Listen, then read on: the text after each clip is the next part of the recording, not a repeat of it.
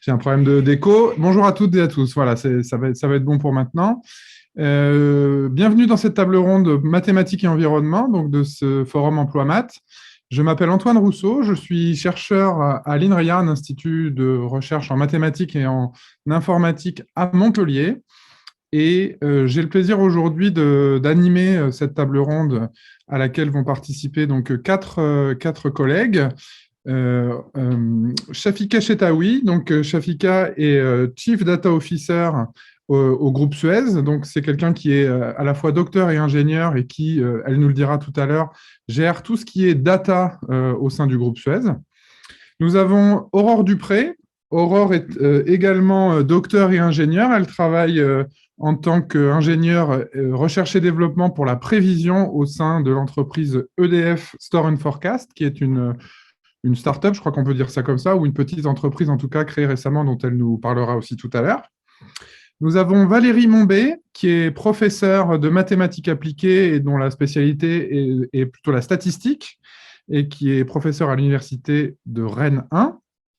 Et nous avons enfin Éric Blaillot, qui est également professeur en mathématiques appliquées, lui plutôt dans les modèles issus de la physique, avec des équations différentielles, des équations aux dérivées partielles, de la simulation de données. Il nous dira tout ça tout à l'heure. Et Éric est professeur à l'université de Grenoble. Donc vous avez là quatre profils assez différents, disons, des métiers des mathématiques et de l'environnement, avec deux personnes qui sont dans le milieu universitaire et puis deux personnes qui sont dans le milieu de l'entreprise, et avec, encore une fois, des domaines d'application dans l'environnement qui sont assez distincts. On a de la gestion de l'eau en général, de l'énergie du côté d'Aurore, et puis du côté d'Éric et de Valérie, disons des gens qui s'intéressent plutôt aux outils mathématiques qu'aux applications spécifiques, mais ils nous diront évidemment quelques mots sur les domaines de l'environnement sur lesquels ils contribuent.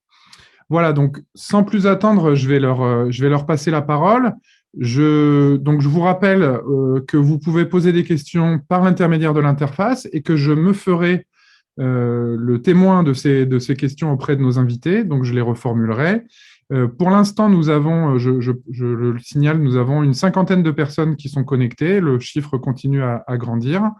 Et encore une fois, l'idée, c'est de répondre à vos questions, d'avoir une discussion autour de mathématiques et environnement avec vous quatre.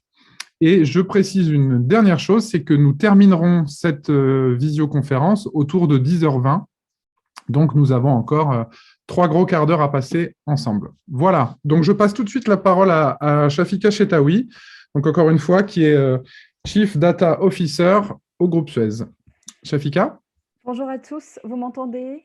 Très bien, très très bien, c'est parfait. Ravie d'être là parmi vous.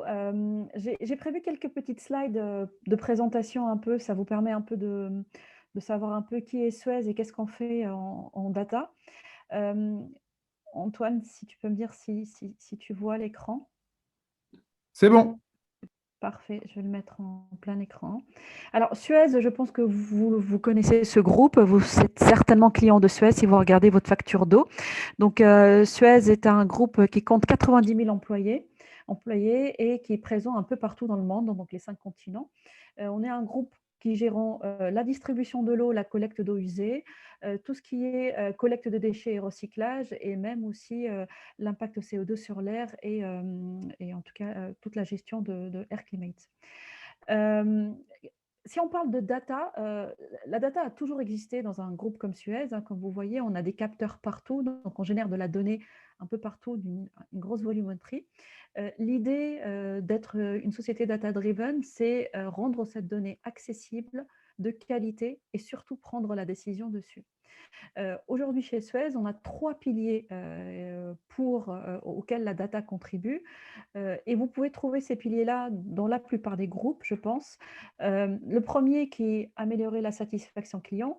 Quand on va récupérer une donnée du client, son appétence qu'il souhaite avoir, c'est une meilleure façon de répondre à son besoin. Donc vraiment, premier axe, comment par la data on peut améliorer la satisfaction de notre client.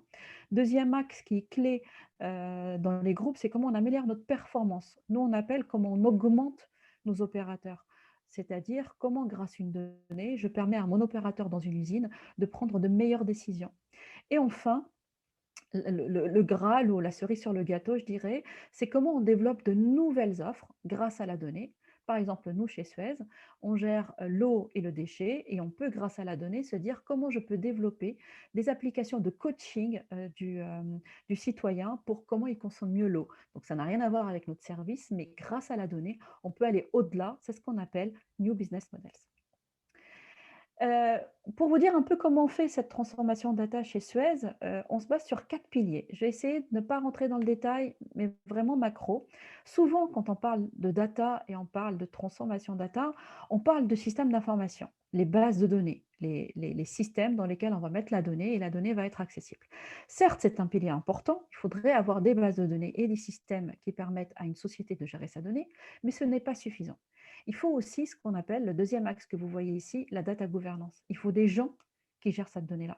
Et là, votre rôle est important parce qu'on a besoin d'experts de la data et vous êtes les experts de demain. Et du coup, il y a plusieurs rôles gérés dans le détail tout à l'heure pour voir quand on parle de data, il n'y a pas qu'un seul métier, il y en a plusieurs, chacune avec spécialités différentes. J'essaierai de rentrer dans le détail tout à l'heure dedans. Troisième axe qui est ce qu'on appelle dans notre jargon le delivery, c'est-à-dire les projets. On peut avoir les données bien structurées dans des bases de données, on peut avoir les meilleurs experts de data dans le groupe, mais si on n'a pas de cas d'usage ou de projets data qui vont aider nos opérationnels à être augmentés ou aider nos clients pour qu'ils soient plus satisfaits, ça ne sert à rien. Donc du coup, il faut monter des projets, ce qu'on appelle la partie data analytics, qui se base sur la data, sur de la business intelligence, c'est-à-dire les reporting, ou sur l'intelligence artificielle, quand ce sont des projets un peu plus avancés.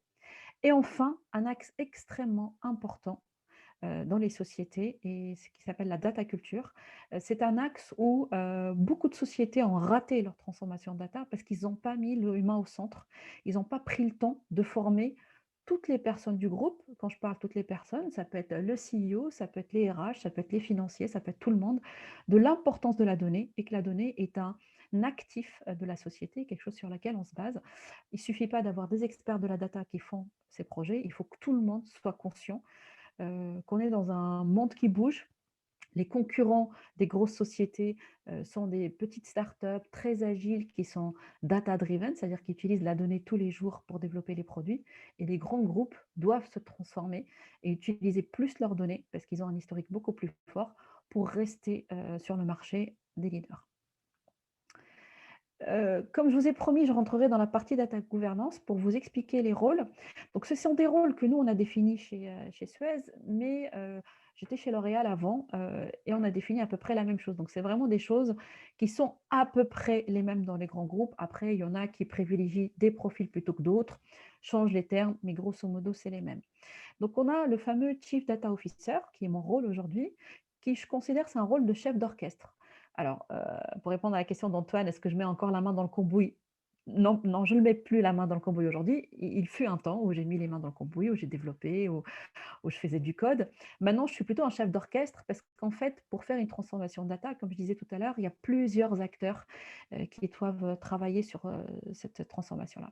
Il y a le DPO, le Data Protection Officer. Vous en avez peut-être entendu parler aujourd'hui avec toute l'avenue des réglementations européennes, RGDP, pour s'assurer qu'on n'utilise pas les données personnelles sans le consentement des personnes. Donc vraiment, il y a le policier qui est main dans la main avec moi, qui vérifie que tout ce qu'on fait est réglementé et qu'on ne prend pas de risque pour la société et pour le client final. Et puis, vous avez 3 blocs en bas. Le premier bloc qui est à gauche, qui est un bloc plutôt métier. Donc, vous avez de plus en plus ces rôles-là, le fameux data owner et data steward. Ce sont des gens, ingénieurs hydrauliques ou commercial ou RH, qui prennent une casquette data parce qu'en fait, dans leur métier, ils se disent moi, j'ai besoin de rapports, j'ai besoin de m'assurer que la qualité RH est bonne et je m'intéresse à la donnée. Donc, on peut avoir un rôle métier avec une casquette et une compétence data. Donc, ce sont des rôles très émergents et très demandés dans les groupes aujourd'hui et qui deviennent clés dans une organisation. Et puis, les 2 blocs à côté, sont des blocs plutôt techniques où là, il faut plutôt des formations académiques data. Vous avez le data architect, c'est celui qui est plutôt un profil IT, IT, c'est-à-dire informatique, qui va créer la maison, qui va dire la maison doit ressembler à ça. Enfin, quand la maison, c'est la base de données, hein, d'accord? Donc, en fait, qui va créer l'environnement, il va dire voilà comment on construit. Le data engineer, c'est un autre profil qui est extrêmement rare sur le marché et très, très, très, très, très demandé. C'est ce qu'on appelle, nous, le plombier. C'est la personne qui va s'assurer que les données circulent au sein d'une société. Et ce sont des profils très, très rares. Et aujourd'hui, on en cherche beaucoup. Ce sont eux, en fait, qui vont permettre à des codes d'intelligence artificielle d'être robustes et de monter à l'échelle. C'est-à-dire, si on a 1000 personnes qui vont dans cette application-là, ça doit résister à la charge.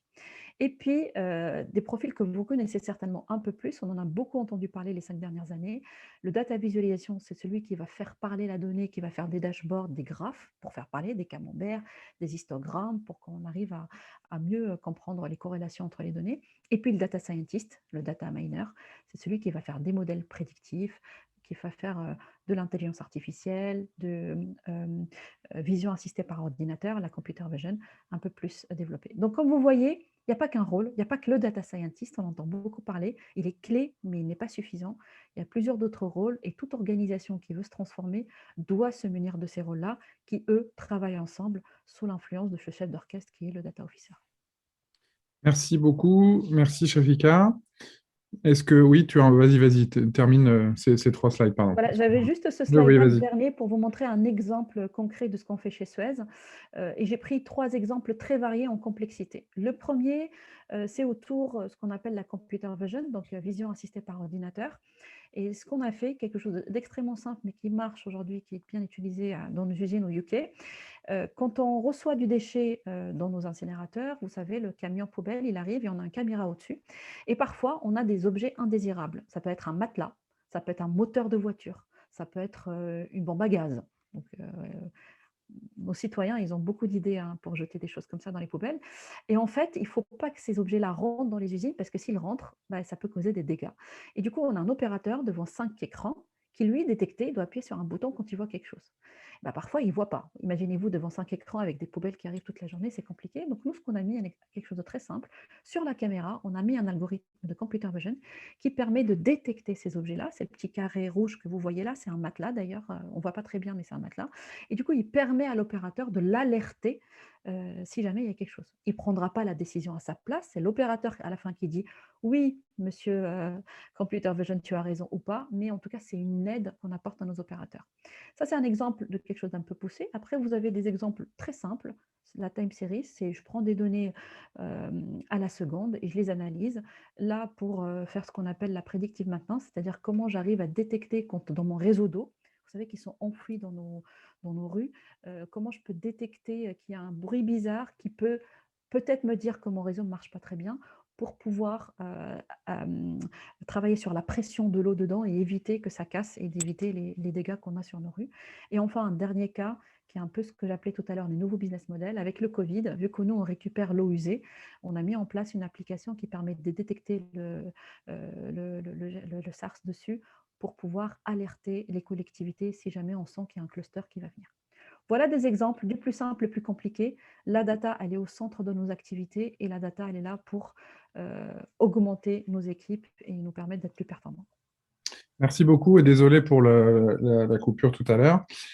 Merci Shafika. Donc voilà, n'hésitez pas à poser des questions si vous en avez concernant les formations qui sont nécessaires, concernant encore une fois, les différents types de métiers qu'on a rapidement passé en revue tout à l'heure dans la diapositive précédente présentée par Shafika. N'hésitez pas, on est là pour répondre ensemble à ces questions. Je passe tout de suite la parole à Aurore Dupré. Donc, Aurore est ingénieure R&D, donc recherche et développement, spécialisée dans la prévision au sein de l'entreprise EDF Store and Forecast. Aurore, tu peux allumer ton micro, c'est à toi. Merci beaucoup. Donc, moi aussi, j'ai préparé quelques slides. Hop. Voilà. Alors, moi, je vais, par contre, vous présenter un petit peu plus, en fait, je vais vous présenter mon parcours, en fait. Donc, effectivement, je suis ingénieure recherche et développement prévision chez EDF Store and Forecast. Alors, donc moi, j'ai obtenu mon master en 2016. C'était un master modélisation mathématique pour les sciences de l'ingénieur. Et en fait, suite à ce master, j'ai fait une thèse. Alors, c'est une thèse en géophysique, sur le dimensionnement d'un système de prévision éolienne à court terme. Je reviendrai rapidement. J'ai un slide rapide donc, sur la thèse. Suite à ça, j'ai fait un an de postdoc. Donc, c'était sur la quantification d'incertitudes dans les workflows de mécanique des fluides. Et en fait, depuis février 2021, donc depuis cette année, je suis ingénieure chez EDF Store and Forecast et je reviendrai également là-dessus. Peut-être, Aurore, juste un mot sur ce que c'est qu'un postdoc pour les gens qui ne connaissent Pardon. pas. Oui, un postdoc, en fait, c'est un contrat de recherche. Donc, ce sont des CDD qu'on fait généralement après la thèse. Ce sont des contrats courts qui peuvent aller, généralement, c'est 1 an ou 2. Et il y a un petit sujet, donc la quantification de l'incertitude dans les workflows de mécanique des fluides. Et donc, voilà, c'est des petits contrats de recherche qui durent 1 an ou 2. Donc, moi, ça a Merci. duré 1 an. Pas de souci. Merci. Désolée. Ma thèse, c'était sur le dimensionnement d'un système de prévision éolienne à court terme. Ma thèse, en fait, a été financée par une entreprise privée qui s'appelle Zephyr ENR, en fait, qui est producteur d'énergie éolienne. Donc, il possède 6 parcs éoliens sur le quart nord-ouest de la France. Et en fait, eux étaient intéressés par avoir des prévisions de production éolienne. Et donc, c'était du court terme. C'était de 10 minutes à 3 heures. Et rapidement, pour faire ça, en fait, on a utilisé des modèles météo. Excusez-moi. Donc, des modèles météo. Ici, j'ai cité, c'est le European Center for Medium Range Forecast. C'est le centre européen, en fait, qui fournit des prévisions à plein d'échéances et qui vous fournit énormément de variables météorologiques. Donc, ça va de la pression aux composantes du vent. Enfin, il y a énormément d'informations.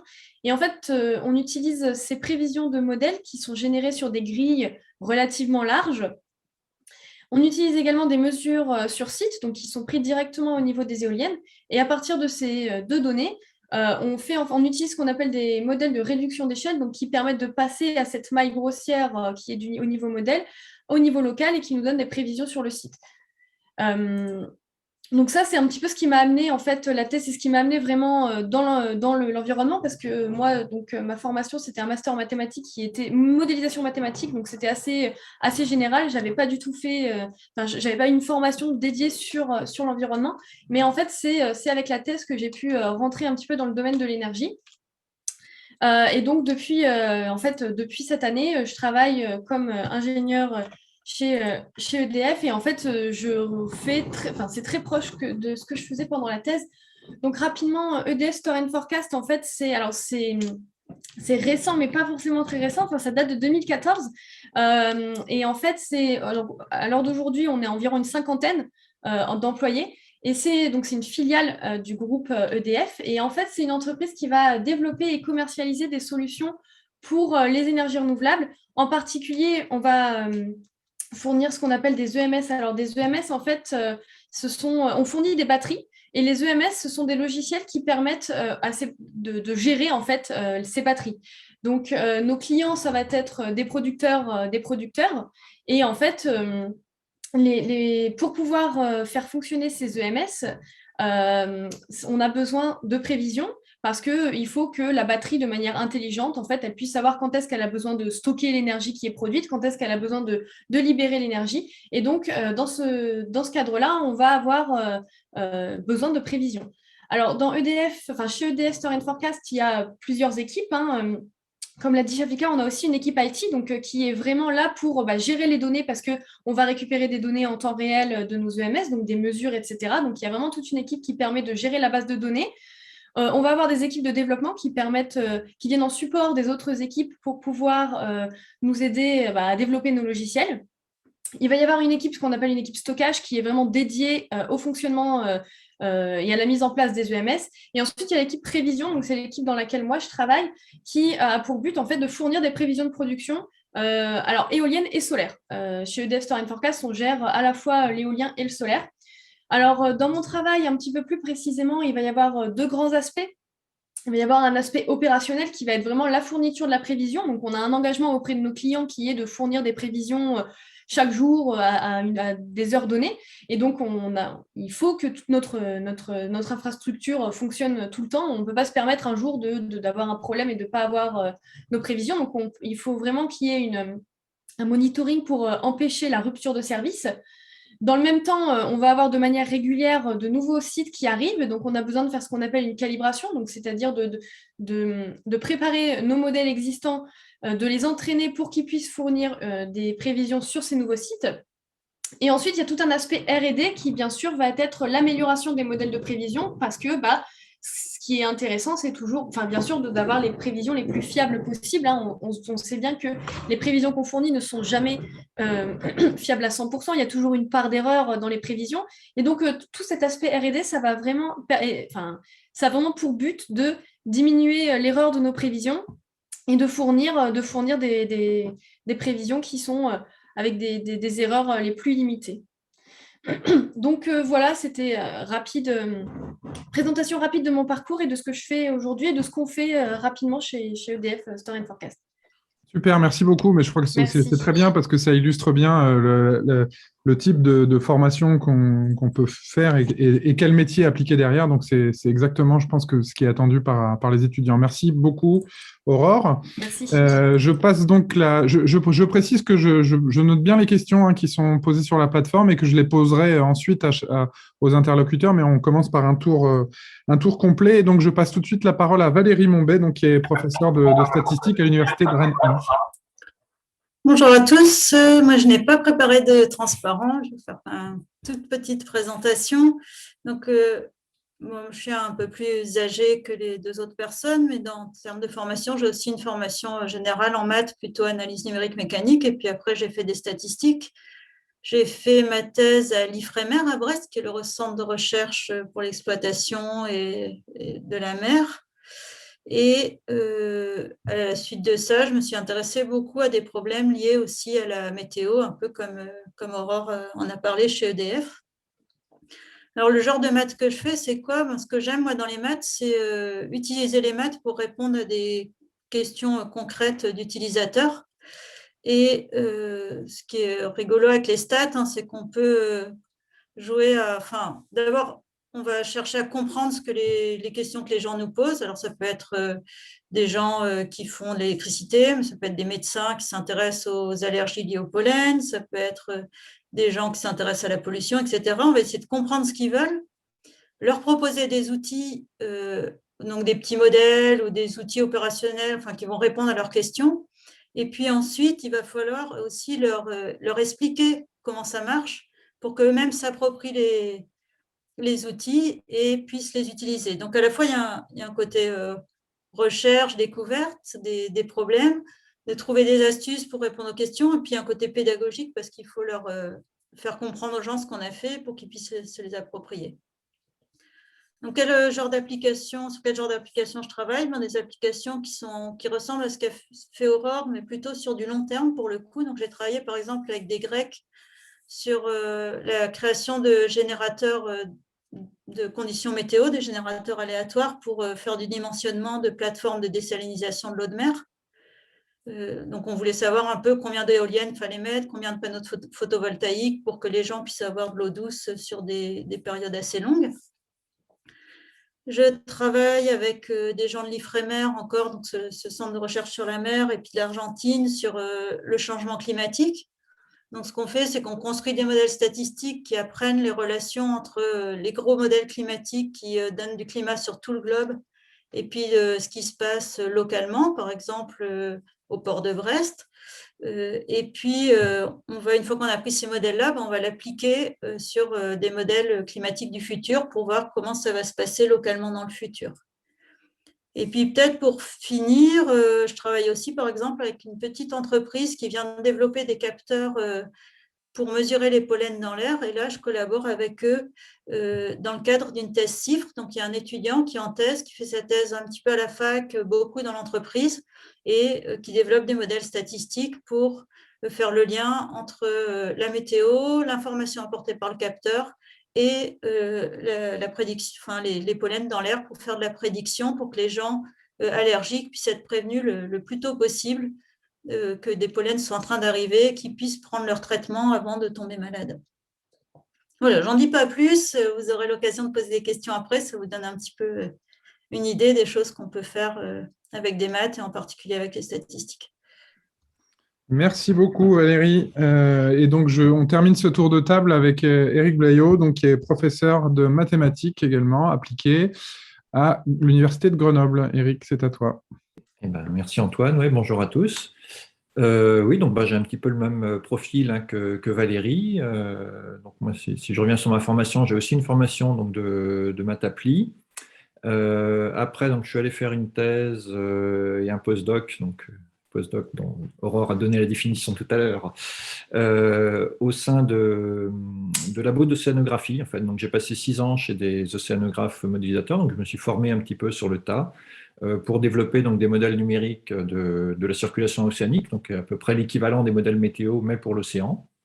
Et puis après, donc, j'ai été recruté comme enseignant-chercheur en mathématiques appliquées. Donc ma recherche elle porte sur les outils de modélisation numérique et ce qu'on appelle la simulation de données. Donc en gros, comment je construis des modèles type modèle d'océan, modèle d'atmosphère, modèle de climat, des modèles numériques qui servent pour le GIEC, par exemple, pour les prévisions du GIEC. Et puis les méthodes qui servent à les calibrer. Donc la simulation de données, c'est ce qui va servir pour faire le meilleur usage justement des données de façon à trouver des valeurs un peu optimales de paramètres qu'on ne connaît pas très bien dans les modèles, par exemple. Donc, voilà, il y a pas mal de mathématiques derrière tout ça. Ces dernières années, à titre d'exemple, je travaille surtout sur les méthodes de couplage entre modèles d'océan et modèles d'atmosphère. On a souvent besoin de coupler ces deux modèles ensemble lorsqu'on veut faire, par exemple, de la prévision de cyclones tropicaux ou au sein des modèles de climat, typiquement. Voilà, et puis à côté de ça, donc j'ai un cadre de thèse, des recherches, et puis je suis assez intéressé, enfin j'essaye vraiment de développer donc des méthodes numériques qui soient utiles, et puis de faire en sorte que les géophysiciens s'approprient vraiment ces méthodes numériques un petit peu avancées, qui n'est pas voilà, de combler le trou qu'il peut y avoir parfois entre ce qu'on peut faire de très joli dans les labos et puis ce qui est réellement utilisé sur le terrain. Et voilà, peut-être pour finir, donc effectivement, je pense que cette table ronde, c'est une excellente initiative hein, vraiment d'avoir mis ce thème pour une table ronde lors du Forum Emploi Maths. Je trouve qu'on voit de plus en plus ces dernières années beaucoup d'étudiants en master ou en thèse qui ont beaucoup d'interrogations tout à fait légitimes sur ce qu'ils vont faire, qui se posent vraiment des questions parce qu'on est dans un climat assez anxiogène, hein, justement, sur le dérèglement climatique, la chute de biodiversité, etc. Et j'ai assez souvent en fait, des conversations avec des gens qui se disent « Ok, j'ai fait 5 ans d'études en maths, mais finalement, est-ce qu'il ne vaut mieux pas que j'aille monter une ferme de permaculture ?» Et donc, je pense que montrer qu'il peut y avoir une réelle utilité après des formations en maths avec un impact sur des aspects environnementaux, c'est quelque chose qui peut être tout à fait intéressant, je pense, pour beaucoup de monde. Merci Eric. Oui, et je rebondis là-dessus pour dire que ce questionnement, d'ailleurs, il n'est pas que chez les étudiants. Hein. Il y a aussi des gens, y compris expérimentés aujourd'hui, qui se posent aussi tout un tas de questions et qui se demandent comment leurs contributions peuvent être utiles, entre guillemets, à la société. Et vous en faites partie autour de la table, et il y en a beaucoup d'autres. En tout cas, je vous remercie tous les quatre, et je voudrais, avant de reprendre quelques questions qui ont été posées dans l'interface, insister sur le fait qu'on peut voir que les mathématiques aujourd'hui sont vraiment loin d'être isolées. On n'a pas du tout l'image là du mathématicien ou de la mathématicienne isolé dans son bureau qui fait ses théorèmes ou ses simulations numériques tout seul dans son coin. On a entendu parler de tout un tas d'applications, que ce soit en géophysique, dans l'énergie, dans la gestion de l'eau, etc. Et donc, ce sont vraiment des mathématiques qui sont au service de l'environnement. Et ce qu'il faut voir aussi, si on se place rapidement du côté des chercheurs, c'est que ces problèmes d'environnement aussi apportent des nouvelles questions aux gens qui font de la recherche. Et donc, voilà, il y a une espèce d'interaction, mais qui va vraiment dans les deux sens. Hein. Les mathématiciens donnent des outils, produisent des outils pour l'industrie, mais l'industrie produit aussi des nouvelles questions. On a entendu parler de la gestion du Covid, par exemple, les outils d'intelligence artificielle pour anticiper l'arrivée des épidémies par l'intermédiaire de la gestion des eaux usées, c'est quelque chose qui n'est pas encore beaucoup développé parce qu'il faut aussi mettre beaucoup de capteurs, mais c'est quelque chose dont on entend de plus en plus parler. Donc voilà, je voulais juste insister sur le fait que les mathématiques ne sont pas du tout un cursus complètement isolé du reste, Et on a une question de Jules à ce sujet et qui s'adresse plus particulièrement à Aurore, mais tout le monde pourra donner son avis là-dessus. Donc, Aurore, tu as fait une thèse en météo. Et comment est-ce que, à partir d'une formation en mathématiques, tu as trouvé ta thèse? Est-ce qu'il y a des compétences liées directement à la météo qui étaient nécessaires pour pouvoir candidater à cette thèse, ou bien tes compétences générales en modélisation étaient-elles suffisantes? Voilà la question. Merci. Alors, en fait, j'ai eu la thèse suite à mon stage. En fait, pendant ma deuxième année de master, j'ai dû effectuer un stage. J'ai effectué un stage à INRIA, en fait, donc c'était au centre INRIA de Sophia Antipolis. Et en fait, donc le sujet de ce stage, c'était l'ajout de phénomènes convectifs dans des modèles météo. Donc, en fait, on avait, dans l'équipe où j'ai travaillé, il y avait des modèles météorologiques qui permettaient de simuler l'atmosphère, mais vraiment la couche limite de sur les premiers 200 mètres de l'atmosphère. Donc, c'était vraiment du petite échelle, hein. On faisait vraiment c'était des bouts, comme le disait tout à l'heure Valérie. En fait, comme je vous ai parlé aussi du modèle du centre européen, ce sont des modèles qui permettent de simuler le globe. Et là, on était vraiment sur des choses qui étaient de quelques centaines de mètres. Et en fait, dedans, il y avait, on modélisait le vent. Et en fait, le but du stage, c'était d'ajouter les phénomènes convectifs. Donc, les phénomènes convectifs, ça va être en fait les déplacements verticaux des masses d'air. Et quand j'ai candidaté à ce stage, je n'avais vraiment aucune formation, même en physique. En fait, j'ai vraiment eu un parcours très mathématique. Donc, j'avais jamais fait de physique. Je ne savais pas du tout ce que ça voulait dire phénomène convectif. Mais en fait, ce qui était très recherché, c'était vraiment les compétences mathématiques, également les compétences informatiques, parce que bien sûr, il fallait savoir coder. Et en fait, on vous a dit tout ce qui va être en fait, ce qu'il faut savoir, c'est les équations qui régissent ça. Après, réellement, ce que ça représente et ce que ça fait physiquement, on va lire des papiers et on se forme vraiment sur place, en fait. Donc, c'est pas du tout des compétences qui étaient nécessaires. Et en fait, suite à ce stage, donc j'ai mis un premier pied dans ce qui est un petit peu la géophysique, la météo. Et c'est comme ça qu'en fait, derrière, j'ai trouvé la thèse. Même chose pour la thèse, en fait. C'était vraiment des compétences mathématiques qu'on nous demandait. Et d'ailleurs, je rebondis également pour quand j'ai postulé chez EDF Store and Forecast, en fait, dans la fiche de poste, il était fait mention d'un parcours mathématique. C'était écrit, évidemment, que si on avait des connaissances un petit peu en énergie ou dans ce domaine-là, c'était un plus, mais c'était pas du tout indispensable pour postuler à ce poste-là, parce qu'en fait, vraiment, avec une formation mathématique, ça vous donne vraiment les clés pour derrière avoir plein d'applications possibles.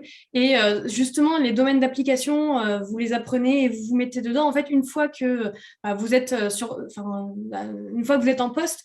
Mais c'est vraiment les compétences mathématiques qui étaient recherchées. Et en tout cas, pour moi, à chaque étape du parcours que je vous ai présenté, c'est vraiment les compétences mathématiques qui m'ont permis d'obtenir le stage, la thèse ou le poste.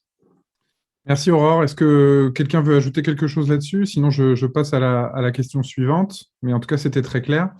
Donc, j'ai une question générale qui est formulée, par exemple, par Samona, mais par d'autres aussi, je l'ai vu. En gros, la question, je vais la reformuler, c'est on a des docteurs là autour de la table. Est-ce qu'il est nécessaire d'avoir un doctorat pour travailler dans le domaine de l'environnement avec les mathématiques? Donc, la réponse courte, c'est non, mais je vais vous laisser développer les uns les autres. Je pense que ce qui est important, c'est de comprendre qu'on a besoin de compétences au niveau master, au niveau ingénieur, hein, que ce soit master ou ingénieur. Maintenant, les filières sont de plus en plus mélangées, et tant mieux. Mais il n'y a absolument pas besoin de faire forcément de la recherche pour utiliser les mathématiques dans un cursus professionnel. Qui veut réagir à ça? Valérie, peut-être?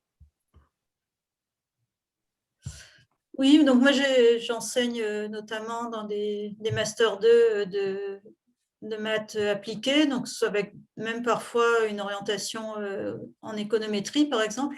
Et j'ai des anciens étudiants qui ont fait des stages qui ont débouché sur des embauches, notamment dans des sociétés de services qui développent aussi des outils liés à l'environnement. Et je pense à des étudiants, par exemple, qui ont fait des cursus complètement standards de statistique économétrie et qui travaillent aujourd'hui dans l'environnement. Et donc, avec des formations plus orientées modélisation, simulation, c'est encore davantage vrai. Il y a pas mal de sociétés de services qui recrutent des ingénieurs au niveau M2.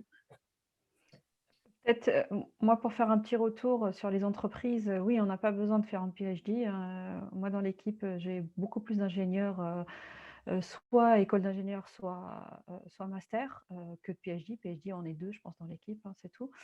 Ce qui est important, c'est de se dire, plutôt que PhD ou pas, c'est avoir des bases de mathématiques et savoir développer quand même. Je pense que ça, il ne faut pas oublier.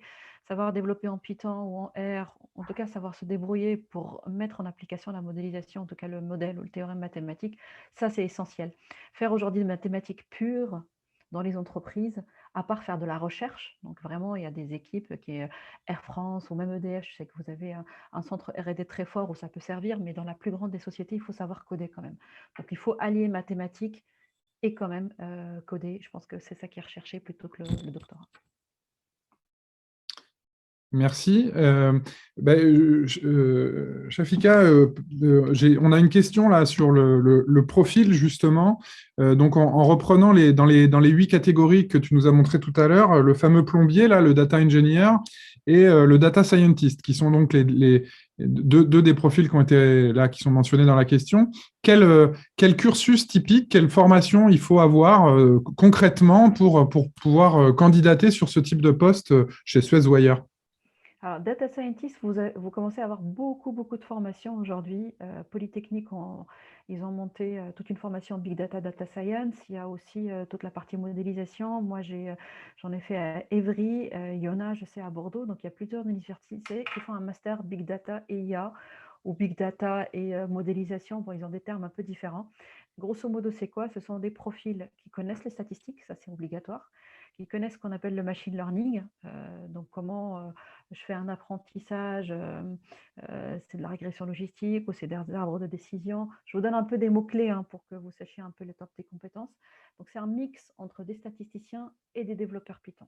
C'est pour ça que j'insiste aujourd'hui, faire que des mathématiques pures dans une entreprise appliquée, il faut quand même savoir développer un minimum. Donc ça, c'est pour le data scientist. Le data engineer, c'est quelqu'un qui est entre les statistiques mathématiques et l'informatique. Donc, c'est plutôt des profils plus IT que mathématiques, mais ils doivent connaître les bases de mathématiques, ils savent développer en Python. On a souvent cru que ces deux profils étaient les mêmes, et là, depuis 3-4 ans, on arrive à les séparer, parce que le pauvre data scientist, il y a 5 ans, on a fait beaucoup de publicité sur ce profil-là, qui est très, très demandé sur le marché, et qui est très, très bien payé aussi. Et du coup, à un moment, on lui a demandé de faire le mouton à 5 pattes, et à un moment, ils n'en pouvaient plus. Donc, on a séparé ces deux profils, data scientist, qui est beaucoup plus mathématique modélisation, et data engineer, qui est un peu plus IT, plutôt quelqu'un qui va prendre le code du data scientist et va en développer quelque chose de scalable, sécurisé. Et là, c'est des écoles d'ingénieurs en informatique plutôt, avec des bases de statistiques. Il y a celle d'Evry, pareil, enfin, je la connais parce que j'ai étudié là-bas.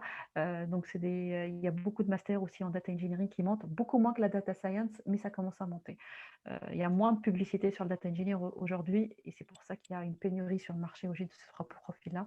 Donc, moi, j'appelle beaucoup les académiciens à développer ces formations aussi. Voilà, donc l'appel est lancé. Merci beaucoup, Jafika.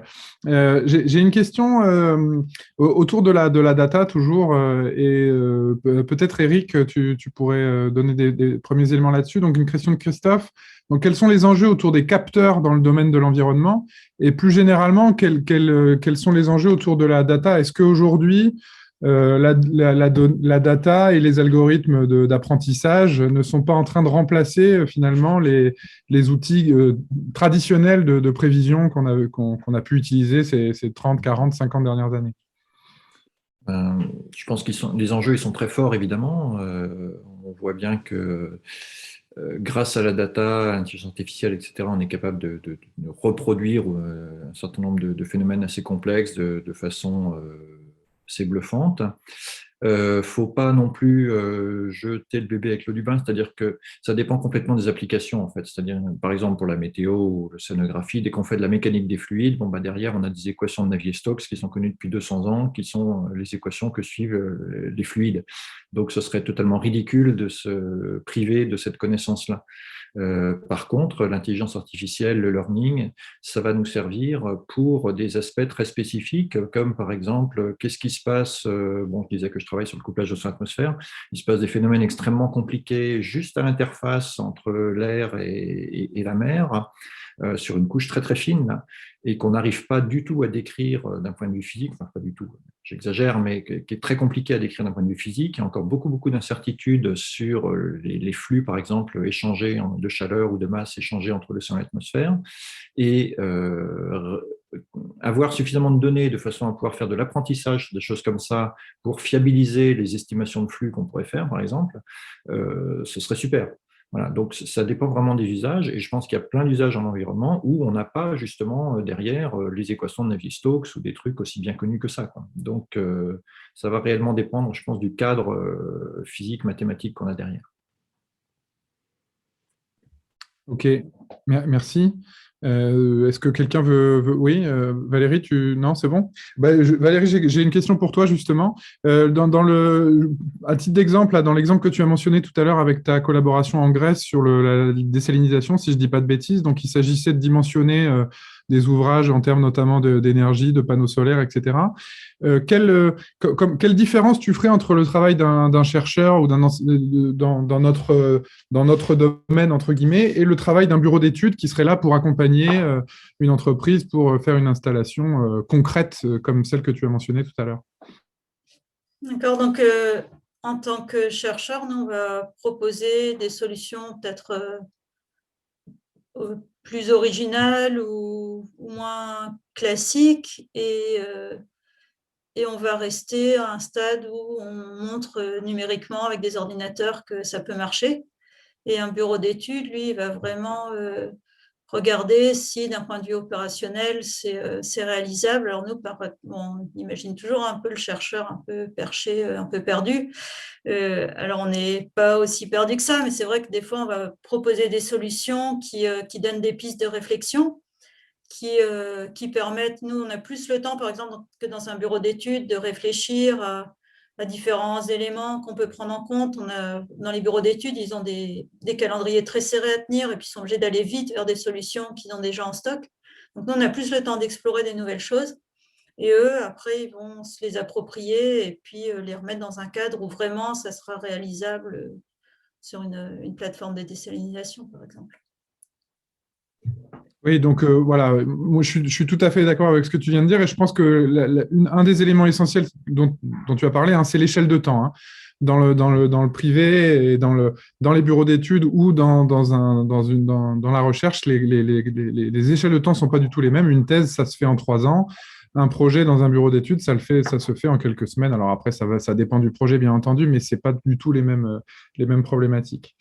Merci beaucoup. J'ai une question de François qui demande si vous connaissez des métiers ou des sujets de recherche, mais ne nous focalisons pas sur la recherche parce que je veux vraiment qu'on donne une image la plus large possible des maths et de l'environnement.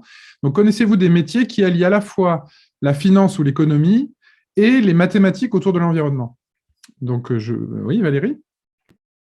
Donc, il y a par exemple une institution qui, en France, alors je ne me rappelle plus exactement le nom, mais c'est une entreprise qui s'occupe des assurances des assurances. Et aujourd'hui, à cause des risques climatiques, en fait, les gens s'assurent contre les risques climatiques, donc les risques d'inondation, de tempête, des choses comme ça. Et il y a une espèce de super assurance qui assure les assurances. Et eux, ils font beaucoup d'études justement d'impact et de risques. Donc, à la fois, ils vont regarder la partie environnement, donc quels sont les risques, par exemple, d'inondation dans certaines régions. Et puis, en même temps, ils vont aussi préparer tout ce qui est chiffrage. Donc, il y a tout un travail d'actuaire en parallèle. Donc, et ce domaine-là qui existe depuis plusieurs années se développe beaucoup actuellement à cause des impacts du changement climatique. Donc là, vraiment, on a l'interface entre les problématiques d'assurance et de chiffrage de primes et de compréhension des risques liés au changement climatique. Merci Valérie. Aurore, un petit mot là-dessus aussi sur l'importance de la prévision dans les modèles économiques, notamment autour de l'énergie. Oui, effectivement. En fait, au niveau de la prévision pour l'énergie, c'est aussi bien sûr très utile parce que c'est dû Alors, je vais essayer d'expliquer rapidement, mais au fonctionnement du marché de l'énergie, en fait, au niveau le marché de l'énergie, pour un producteur éolien, en fait, vous avez votre production d'énergie et ensuite, vous allez vendre cette énergie sur cette production électrique sur les marchés. Et donc, c'est un marché, donc c'est régi par l'offre et la demande. Le prix va fluctuer et en fait, vous devez en particulier annoncer à l'avance pour éviter de saturer, en fait, quand vous injectez sur le réseau votre énergie. Pour pouvoir gérer au mieux le réseau en temps réel, vous avez besoin de prévoir à l'avance la quantité d'énergie que vous allez injecter sur le réseau. Et en fait, vous vendez à l'avance cette quantité d'énergie. Donc, vous dites, par exemple, demain, je vais injecter tant de kilowattheures sur le réseau. Donc, vous vendez à l'avance cette quantité. Donc, bien sûr, une fois que vous êtes au lendemain, si ce que vous injectez réellement diffère de ce que vous aviez annoncé, vous allez avoir des pénalités. Et donc, c'est pour ça que c'est très important d'avoir une prévision précise pour estimer au mieux la quantité qui va être injectée. Donc là, également, il y a tout un phénomène qui va être à la fois l'économie, tous les mécanismes du marché, de l'offre et de la demande, etc. Et la prévision, donc la prévision vraiment classique de production éolienne ou solaire.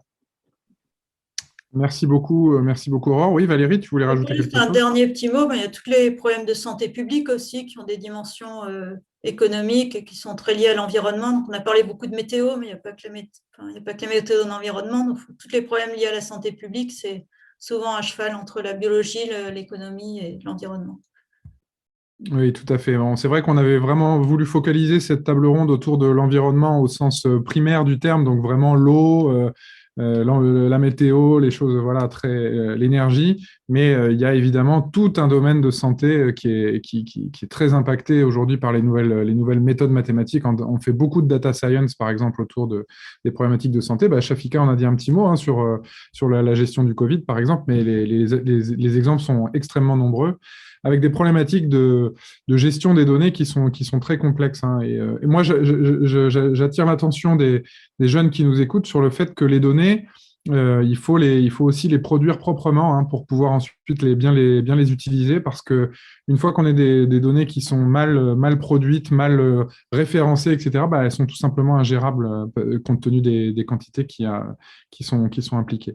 Alors, on arrive pas loin de la fin de cette table ronde. Je voudrais terminer par une question à laquelle j'aimerais que chacun d'entre vous réponde très rapidement, parce qu'il nous reste à peu près 5 minutes. On a une question d'Adrien qui nous dit que le secteur de l'environnement est en essor et il nous demande de lui dire comment il va évoluer. Alors, c'est une question évidemment très, très large, mais j'aimerais que chacun d'entre vous puissiez nous dire comment est-ce que les étudiants qui nous écoutent aujourd'hui et les futurs mathématiciens, mathématiciennes qui nous écoutent peuvent contribuer au secteur de l'environnement. Alors, on a entendu parler d'amélioration des modèles physiques dont Eric a parlé tout à l'heure. Il a dit qu'il y avait certains domaines dans lesquels on pouvait difficilement modéliser mieux aujourd'hui en tout cas, donc on pouvait dans ces cas-là utiliser des outils d'intelligence artificielle pour pallier à cette difficulté-là. On sait aussi que quand on n'est pas capable de contrôler, disons, les erreurs parce que le processus physique est trop compliqué, etc., dans ces cas-là, il faut qu'on puisse savoir quelles incertitudes on a, au moins avoir des marges d'erreur, parce que ça, c'est très important, notamment pour les impacts économiques qu'il peut y avoir derrière. Bon, voilà, vous avez déjà un petit peu évoqué tout ça dans cette table ronde, mais j'aimerais que chacun et chacune d'entre vous, voilà, en 1 minute, vous puissiez nous dire comment est-ce que vous voyez l'évolution, et en particulier dans les métiers des mathématiques. Valérie. Moi, je voulais dire qu'il y a une chose qui a commencé à changer beaucoup les approches, qui va continuer. Il y a aujourd'hui un développement très, très important de petits capteurs qui sont pas chers et qui sont posés partout, sur les bus, aux angles des immeubles, dans la montagne pour les avalanches, etc.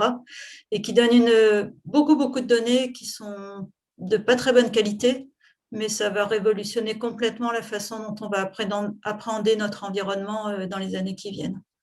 Donc, pour les étudiants, être curieux, pas oublier de faire un petit peu de traitement du signal dans les maths, et puis d'être curieux de bien comprendre la physique et ouvert sur les données publiques aussi qui vont être accessibles par ces capteurs. Merci. Shafika? Oui, peut-être pour compléter ce que dit Valérie, je suis d'accord aussi, il va y avoir beaucoup plus ce qu'on appelle l'IoT embarqué, beaucoup moins cher, beaucoup plus accessible, du coup on génère plus de données. Donc, c'est chouette parce qu'on a plus de données. Il faut juste faire attention. Quand on a plein de données, on a un impact environnemental digital après, quand on va faire le calcul. Donc, il faut trouver l'équilibre entre de quoi j'ai besoin pour répondre à ma question et dont je n'ai pas besoin pour ne pas générer de la charge sur nos clouds et sur nos systèmes d'information. Parce qu'on va être dans un vrai paradigme les années à venir. Qu'est-ce que j'améliore en environnement sans impacter trop l'environnement? Donc, il faut trouver juste l'équilibre. Et là, je vous invite vraiment, les étudiants, à regarder ce qu'on appelle le digital responsable, toute la partie éthique, toute la partie biais dans les données. Tu en parlais tout à l'heure, Antoine. Il ne faut pas se dire qu'on peut faire tout ce qu'on veut avec toutes les données. Il faut s'assurer qu'il n'y a pas de biais dans les données. Il faut s'assurer que la donnée qu'on a, elle est bonne. Nous, on dit garbage in, garbage out, c'est-à-dire du déchet en entrée, il y aura du déchet à la sortie. Donc, il faut qu'on soit plus responsable. Il ne suffit pas d'avoir la donnée et avoir la bonne connaissance algorithmique pour faire des choses. Il faut qu'on soit plus responsable pour qu'on continue à améliorer l'environnement sans rajouter d'autres impacts néfastes. Merci. Eric, est-ce que tu veux dire un petit mot? Je peux peut-être prendre justement un peu une autre angle, le contre-pied en quelque sorte, c'est-à-dire que de toute façon, je pense que sur ces problèmes environnementaux, on travaillera toujours en pluridisciplinarité avec des spécialistes des domaines d'application, etc. Et donc, n'oubliez pas la spécificité des matheux. Si on cherche des matheux, c'est parce qu'on demande des gens qui ont une capacité d'analyse, une capacité de rigueur, une connaissance des méthodes numériques, des méthodes mathématiques, qui ne racontent pas n'importe quoi, qui ne font pas de l'à peu près. Et tout en étant, je veux dire, tout à fait ouvert et au contraire à discuter avec les spécialistes du domaine, quoi. Il faut évidemment une capacité de communication et d'échange avec les autres domaines, mais c'est aussi ces spécificités-là des matheux qui sont importantes, c'est ça qui est recherché. Merci Eric. Aurore, un petit mot de la plus jeune d'entre nous et la plus au courant des nouvelles formations et en tout cas des envies des étudiants, vas-y. Je suis d'accord, mes collègues ont très bien résumé le tout. Je suis d'accord je rejoins beaucoup Eric et c'est ce qu'on disait qu'en fait, vraiment, ce qui est important, c'est la formation de base en mathématiques. Enfin, je sais que, je parle pour ma part, tous les postes sur lesquels j'ai postulé, que ce soit la thèse, etc., c'était vraiment ça qui était important. C'était la formation mathématique. Également, comme disait Shafika, c'est aussi important de savoir coder derrière. Il faut, bien sûr, parce que c'est pas le tout de comprendre comment fonctionne l'équation. Si on ne sait pas quoi en faire, c'est un peu compliqué. Donc, il y a vraiment besoin d'avoir, je pense que c'est la base, la formation mathématique, la formation ensuite vraiment informatique. Et derrière, vraiment, tout suivra. Peu importe les applications que vous choisissez, si vous avez les bases, vous pourrez vous en sortir partout. Merci beaucoup. Écoutez, on va s'arrêter là-dessus. C'était une belle conclusion. Je veux remercier encore à nouveau donc Eric Bayot, Shafika Chetaoui, Valérie Mombé et Aurore Dupré pour ces interventions. Donc, n'hésitez pas à aller visiter les stands. Je sais que EDF, puisqu'on en a parlé aujourd'hui, a un stand que vous pouvez aller visiter, poser des questions. Et puis écoutez, si vous avez des questions très précises à poser à chacun de nos interlocuteurs, je pense que vous pouvez les trouver sur Internet et leur poser des questions par email. S'ils ont un peu de temps, ils vous y répondront. Mais en tout cas, je voulais encore une fois les remercier d'avoir pris ce temps ce matin avec nous parce que voilà, c'était important de faire passer un petit peu tous ces messages autour des mathématiques et de l'environnement. Voilà, donc merci à tous, bonne journée, bonne continuation de forum et encore merci à tous les quatre. Merci. Merci.